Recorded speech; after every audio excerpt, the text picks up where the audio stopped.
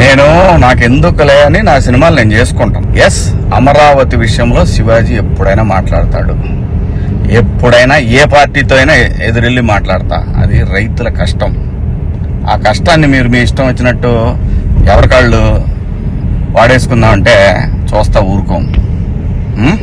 ఏంటి, నేను ఈ సినిమా రిలీజ్ ముందు ఇచ్చిన ఇంటర్వ్యూ మీ అందరికి చాలా ఇబ్బందిగా అనిపించింది కదా.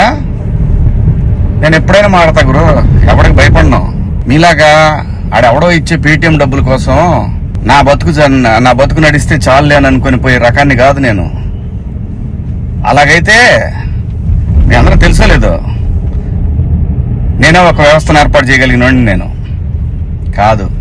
ఈ బతుకిచ్చింది మనకి జనం, అది నాకైనా రాజకీయ నాయకులకైనా. మధ్యలో పేటీఎం గాళ్ళు ఉన్నారు చూసారా మీరు, మీ అందరూ ఈ సినిమాని ఆపగలరేమో, మీరు శివాజీని ఆపలేరుగా. ఏంటి, సినిమాని ఎలా ఆపగలరు మీరు?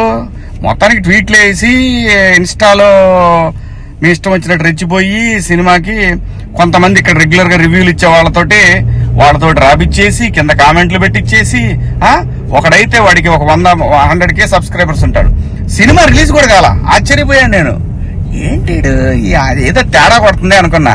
అయినా నేను కంప్లైంట్ ఇద్దాం అనుకున్నా. అయినా వద్దు పిల్లనాయాళ్ళు బాధపడేందుకు. కానీ రే, పేటీఎం బ్యాచ్ నన్ను తగులుకుందాం అనుకుంటే మీ ఓడికే ప్రమాదం. గుర్తుపెట్టుకోండి, నేను జనం కోసం బతికే మనిషిని, జనం డబ్బుల కోసం బతికే మనిషిని కాదు. వద్దు గురు, నా జోలి వద్దు.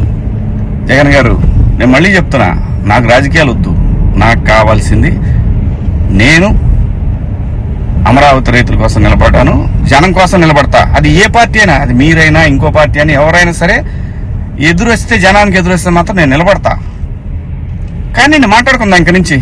నేను డైరెక్ట్ గా అడుగుతా పిఎం గారినే, ఈ దేశంలో సిబిఐ మీద నమ్మకం ఉండాలంటే, సిబిఐ మీద నమ్మకం కుదరాలంటే ఫస్ట్ కేసులను రాజకీయ నాయకులందరినీ కూడా పక్కన పెట్టి, రాజకీయాల నుంచి పక్కన పెట్టి, వాళ్ళు మంచోళ్ళ చెడ్డోళ్ళ అని తేలిన తర్వాత వాళ్ళని పాలిటిక్స్ లో ఉండే విధంగా చేయగలిగితే బాగుంటుందని పిఎం గారిని కూడా అడుగుదాం అనుకున్నా. ఇక నుంచి మిమ్మల్ని రోజు అడుగుతా. ఇక నుంచి మీకు రోజు నా జోలు రావద్దు.